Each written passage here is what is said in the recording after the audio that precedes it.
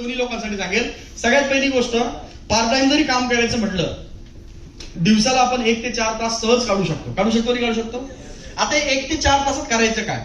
खास करून काही डिस्ट्रीब्युटर लोकांसमोर, रँक होल्डर समोर हा खूप मोठा प्रश्न आहे की सर आम्ही तर बॅग घेऊन रेडी असतो, पण जायचं कुठं तेच कळत नाही. 1 तास काय 4 तास द्यायला, पण करू काय? तर त्या 4 तासामध्ये 1 तासामध्ये तुम्ही काय करू शकता? सगळ्यात पहिली ऍक्टिव्हिटी तुम्हाला करायची, तुमच्या गेस्ट लोकांना व्हिजिट बेस तुम्हाला इन्व्हिटेशन करावं लागतील. म्हणजे काय? आता बऱ्याच वेळेस असं होतं की एखाद्या गेस्टला आपण इन्व्हिटेशन द्यायचं आहे, पण आता त्यांचं आणि माझं कम्युनिकेशन मागच्या 2-3 महिन्यापासून झालेलं नाही. आपण इन्व्हिटेशन मध्ये काय चूक करतो माहिती? सगळ्यात मोठी, आपला जवळचा मित्र 2 वर्ष 5 वर्षापूर्वी होता, 2-4-6 महिन्यापासून बोलणंच झालेलं नाही, आणि अचानक त्याला फोन जातो या शुक्रवारी. तर साहजिक आहे तो काय विचार करतो, काम होतं म्हणून फोन केला. तसं चान्सेस असतात का येण्याचे? नाही. आणि तो येत नाही, आणि आपल्याला वाटतं एवढा जवळचा मित्र असून नाही म्हटला यायला. सो आता सगळ्यात पहिली इम्पॉर्टंट गोष्ट लक्षात घ्या, ज्यांना तुम्हाला बिझनेस दाखवायचा आहे या लोकांशी पहिले रिलेशन्स बिल्ड करा. रिलेशन बिल्ड करणं म्हणजे काय? मला सांगा, बिझनेस नसता तर आपण लोकांना घरी भेटायला जात नाही का? आपल्या घरी लोक भेटायला येत नाहीत का? समजते तुम्हाला? तर थोडंसं हे वाढवा. याच्यातून होणार काय? तुमचं रिलेशन परत फ्लेक्झिबल होणार, आणि देन चर्चेच्या माध्यमातून त्यांना इन्व्हिटेशन करा. समजते? म्हणजे तुम्ही एका दिवसाला असं गृहीत धरून चला, 4 ठिकाणी जरी व्हिजिट केल्या, 4 रिलेटिव्हला, 4 काहीच सहज आलो होतो बाबा, काय चला काय नाही, ऍटलीस्ट पहिल्या 1-2 व्हिजिट मध्ये हाय आलो तरी होऊ द्या. 3ऱ्या-4थ्या व्हिजिटला तुम्ही त्यांना सेमिनारला बोलवा, काय चाललं काय नाही, मी बिझनेस प्रोजेक्ट डेव्हलप करतोय आणि त्याचं काम चालू आहे. मग कसला बिझनेस प्रोजेक्ट आहे? हरकत नाही, मी एखाद्या वेळेस इव्हेंट असेल आमचा तर नक्कीच तुला सांगेल. समजतं तुम्हाला? हे 2-3 वेळेस व्हिजिट झाल्यानंतर तुम्ही इन्व्हिटेशन देऊ शकता. काहींची इच्छा काय असते, 200ची लिस्ट काढली ना, हे 200च्या 200 एकदाच आले पाहिजे सेमिनारला, आणि एवढ्यांचे 200 आले तरी सेमिनारचा हॉल कोणता घ्यायचा? त्याच्यामुळे टप्प्याटप्प्यात ते येतील ना 200. समजते ना तुम्हाला? तर पहिलं काम काय करायचं पार्ट टाइम वाल्यांनी? गेस्ट सोबत रिलेशन बिल्ड करा. ओके. त्यानंतर दुसरं काम काय? ज्यांना रिलेशन ऑलरेडी बिल्ड झाले किंवा जे ऑलरेडी तुमच्या क्लोज आहेत यांना इन्व्हिटेशन घरी जाऊन द्या. आता एक साधं उदाहरण सांगतो. लग्न सराई चालू आहे, काही इन्व्हिटेशन आपल्या येतात व्हॉट्सअपला, आणि काही येतात आपल्या घरी मूळ पत्रिका घेऊन. कंपल्सरी कोणत्या इन्व्हिटेशनवर आपण जातो? कारण आपण काय नाही बाबा, मूळ पत्रिका घरी येऊन दिली बरं का, जावंच लागतं. समजा स्वतःचा नाही जमत तर घरी एखादा कोणीतरी पाठवून देतं का?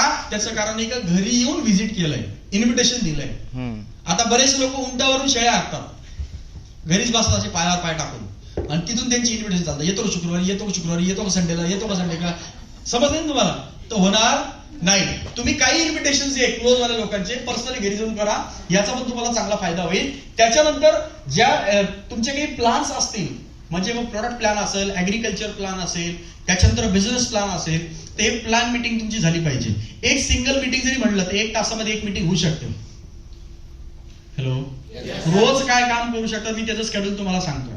त्याच्यानंतर जर बघितलं काहीच नसेल, तुम्हाला नवीन गेस्टला पण जाता येत नसेल, इन्व्हिटेशन पण नसेल, प्लॅन पण नसेल, तर त्या दिवशी तुम्ही बिझनेस शिकायचा. शिकायचं म्हणजे काय? मग शिकण्यासाठी 2-3 ऑप्शन्स आहेत. तुम्ही सिनियरचा टाइम घ्या, सर आपल्याला भेटून बोलायचं, थोडंसं मला बिझनेस विषयी चर्चा करायची. समजते तुम्हाला? सिनियर तुम्हाला भेटेलच. नाही कोणी भेटलं तर युट्यूब सगळ्यात मोठा ऑफलाईन आहे. युट्यूबला तुम्ही बिझनेस बद्दल खूप साऱ्या गोष्टी शिकू शकता. इतकं कळेल सगळ्यांना? म्हणजे रोज पार्ट टाइम मध्ये आपण काय काम करू शकतो, कळालं सगळ्यांना? ओके. त्यानंतर फुल टाइमर लोक. आता फुल टाइमर कमीत कमी म्हणजे फुल टाइमरचा पहिल्या त्याचं मिनिंग समजून घ्या. 8 ते 12 तास तुमचे वर्किंगचे पाहिजे. वर्किंगचे, झोपेतून उठण्यापासूनचे 12 तास धरायचे नाही. फुल टाइमर मला चांगलं माहिती बरेचसे. मग ते मस्त राजेश साधारण त्यांना मॉर्निंग सेशनला पण काही वेळेस यायला टाइम नसतो, कारण ते झोपलेले असतात.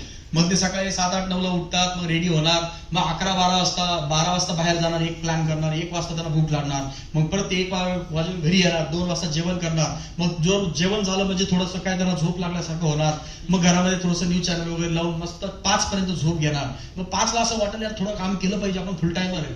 मग फुल टाइमर 5-5:30ला निघतो बाहेर, आणि मग एक प्लॅन, एक मीटिंग करतो. 7 जसे वाजले त्याला असं वाटतं अरे फॅमिलीला पण वेळ दिला गेला पाहिजे. मग काय 7 वाजता डायरेक्ट 7च्या आत घरात. मग 7 वाजता घरात घुसला की बस सगळ्या सिरियल बिरियल पाहून, जेवण बिवण पाहून एकदम मस्त 10 वाजता व्हॉट्सअप हातात घ्यायचं. व्हॉट्सअपवर मोठ्या गप्पा करायच्या, टीमला याला त्याला इकडे तिकडं रील्स बघायच्या वगैरे वगैरे करत रात्री 10-11-12 वाजून 1 वाजतात, आणि आपल्याला असं वाटतं 1 वाजेपर्यंत माझा माणूस फिल्डर होता, आणि मग 1 वाजता झोपतो, परत दुसरे तेच रुटीन. असे काही फुल टाइमर आहेत, सगळेच नाही. काही न वाटलं सर माझ्याबद्दल तुम्हाला कसं काय माहिती झालं? तर ह्याला फुल टाइम नाही म्हणत. म्हणजे आपलं पूर्ण दिवसभरात किती काम झालं? 1 मीटिंग, 2 मीटिंग, 3 मीटिंग. फुल टाइम म्हणजे काय लक्षात घ्या, आपला टायमिंग कोणता असतो? सकाळी 9 ते 10 वाजता प्रत्येक गेस्ट त्याचं घर सोडून त्याच्या कामावर जातो, बरोबर आहे? म्हणजे मॉर्निंग टाइम सकाळी 7 ते 9 या 2 तासामध्ये आपण 10 पर्यंत 2 ते 3 तासामध्ये आपण आपल्या गेस्टच्या फॉलोअपला, प्लॅनला, व्हिजिटला जाऊ शकतो. हा पहिला मुद्दा. काही लोक शिफ्ट वाईज त्यांचे जॉब असतात, बरोबर आहे? तो शिफ्ट वाईज सुद्धा आपला टाइम मॅनेज करावा लागतो. काही वेळेस असं होतं, आणि सगळ्यात महत्वाची गोष्ट, संध्याकाळी 5 नंतर फुल टाइमर असो किंवा पार्ट टाइमर असो, त्याचा गोल्डन टाइम स्टार्ट होतो. कारण प्रत्येक गेस्ट आणि डिस्ट्रीब्युटर संध्याकाळी 5, 6, 7 नंतर घरीच सापडतो. खरंय कुठे? माणूस जगात कुठेही फिरून येईल, त्याला किती फोन नका उचलू देऊ, संध्याकाळी 7ला घरी जायचं फक्त, घरी सापडते ते. खरंय कुठे? मग आता संध्याकाळी 6 पासून तर 10 पर्यंत हा गोल्डन टाइम आहे, लक्षात घ्या. या टाइमात जर तुम्ही घरी बसत असाल तर 100% लॉसच करणार, तुम्ही प्रॉफिट नाही करणार. आणि संडे म्हणजे काय? आपले लिए बाजार कधी नाही. तुम्ही कधी मार्केट बघा, सगळ्यात महत्वाचा सराफा बाजार कधी बंद असतो? मंडेला. सोमवारी बंद असतो. मोठमोठे दुकान बरेचसे असे असतात जे सोमवारी बंद ठेवतात. का ठेवतात माहितीये? ते जर म्हणले नाही आम्हाला पण सुट्टी पाहिजे रविवारची, तर समजून घ्या रविवारी ऍक्च्युअल लोक फ्री असतात, त्यावेळेस यांचा बिझनेसचा दिवस असतो. गोष्ट आहे. त्यानंतर मग आता सगळ्यात पहिली गोष्ट, फुल टायमर आहे तर साहजिक आहे, फुल टायमर माणूस नवीन नसतो, तो एक्सपिरियन्स होल्डर असतो, बरोबर ना? तर फुल टायमर व्यक्ती ना आपल्या गेस्ट सोबत, डिस्ट्रीब्युटर सोबत रिलेशन बिल्ड करणं गरजेचं आहे. म्हणजे काय? उदाहरणासाठी जर बघितलं करणं गरजेचं आहे. ज्यावेळेस तुमचे प्लॅन असतील, तुम्ही तुमचे पर्सनल प्लॅन करा, किंवा तुमच्या टीम मधून कोणाचे फोन्स आले तुम्हाला तर टीमचे प्लॅन करा. आणि ज्यावेळेस टीमचे प्लॅन नसतील त्यावेळेस आपण आपल्या गेस्टला प्लॅन देऊ शकतो, नाही देऊ शकत? हॅलो. आणि आपल्या स्वतःच पण घ्यायचं, आपल्याला डिस्ट्रीब्युटरला भेटायची वेळ आली, कारण डिस्ट्रीब्युटर पण शांत झाले. ओके. त्यानंतर जर बघितलं, मॅक्सिमम प्लॅन मीटिंग झाल्या पाहिजे. एका दिवसात कमीत कमी 4, 5, 6 मीटिंग आपल्या झाल्या पाहिजे जर आपण फुल टायमर आहे. समजा एक्झाम्पल, एका दिवसात जर 5 मीटिंग केल्या तर कमीत कमी 2 मीटिंगचे तरी आपण इनकॅशमेंट काही ना काहीतरी फिक्स करतो. वाले सुद्धा चांगल्या लेवलला काम करू शकता.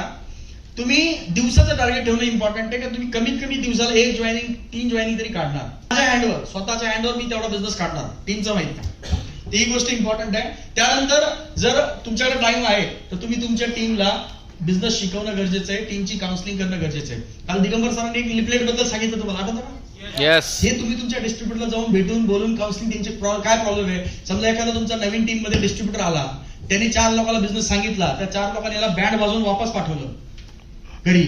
मग त्याची काउन्सिलिंग पण तुम्हाला करावं लागेल, किंवा काय प्रॉब्लेम झाला, त्याचे काही क्वेश्चन्स असतील. काही वेळेस असं होतं, काही एखादा माणूस पीयूसीवर जातो, त्याला पीयूसी प्रोडक्ट नाही भेटला, तो नाराज झाला, मग घरी बसला, त्याची काउन्सिलिंग करा. समजतंय तुम्हाला सगळ्यांना? झोपलेल्या लोकांना पण समजतंय?